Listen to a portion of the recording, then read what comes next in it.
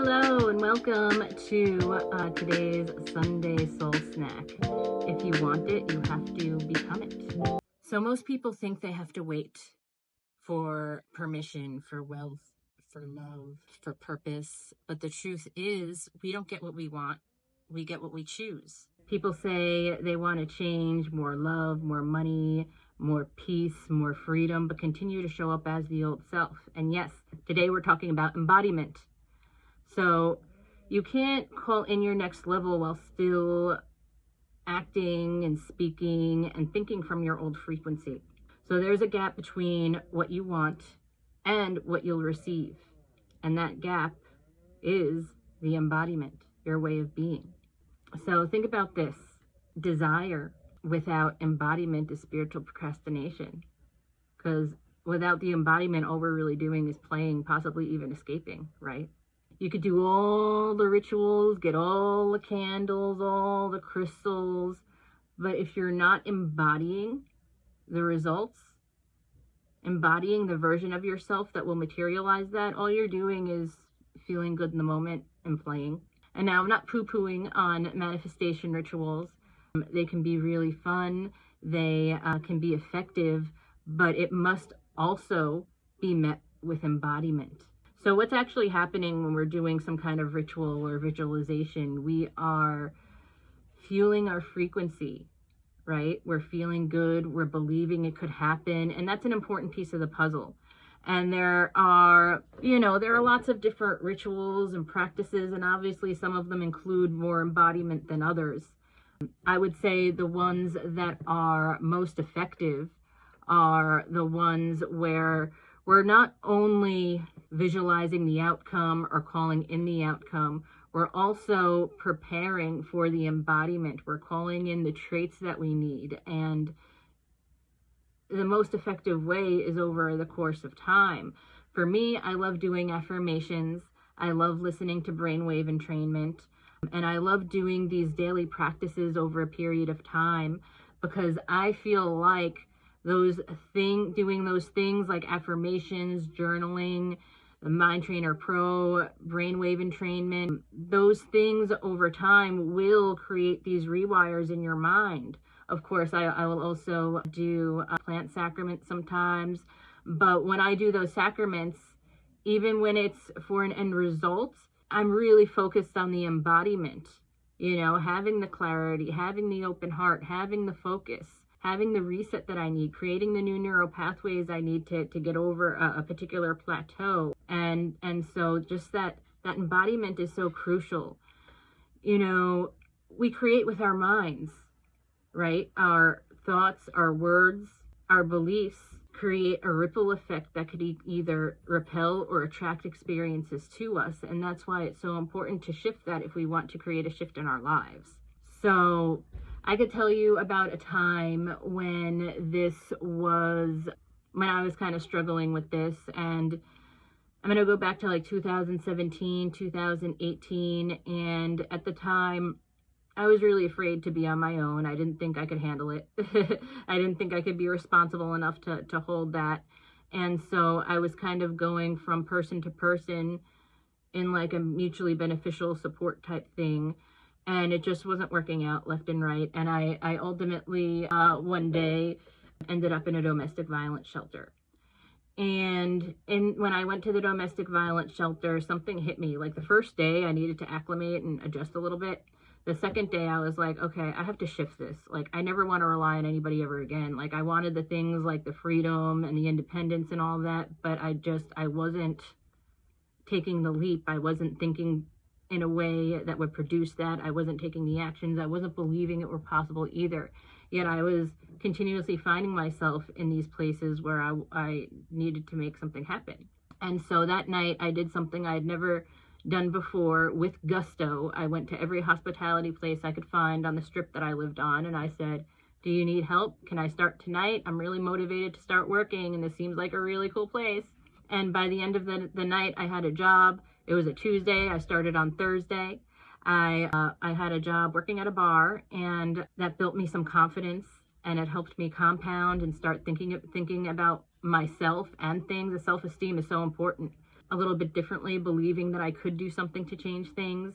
I also, just for where I was at, I had no device or anything like that. I was hustling a little bit too. And what ended up happening is that I ended up leaving the shelter in May.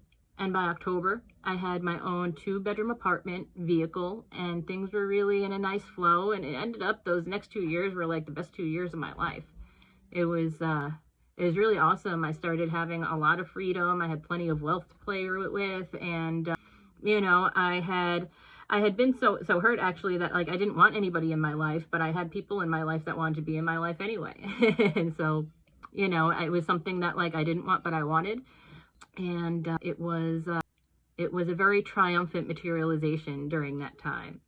So it's not about pretending, it's just about choosing. There is like the saying, fake it until you make it, but when you're doing that, it's really about adjusting into this new frequency. For instance, if you're working on, like, one of my things recently was I just wanted to love more purely, and that's something that I ended up receiving, thankfully.